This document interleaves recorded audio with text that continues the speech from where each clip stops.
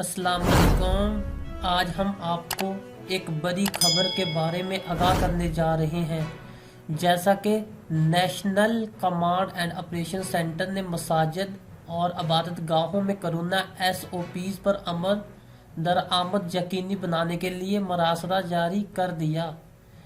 NOC की जानिब से जारी मरासले में कहा गया है कि कोरोना सूरत हाल का मतवातर जायजा लिया जा रहा है। ऐसे में मुनासिब सूरत हाल मद्देनजर रखकर इबादत गाहों से मुतल्लक SOPs पर नज़र सानी होगी। वज़ारत मजहबी अमूर मसाजिद में कोरोना SOPs पर अमल दरआमद यकीनी बनाएं और उलमाए कराम मसाजिद में कोरोना SOPs पर अमल दरआमद में तावन करें। NCOC ने कहा कि वज़ारत मजहबी अमूर वैक्सीनेशन से मुतल्लक आगाही के लिए भी उलमा की खदमात हासिल करें।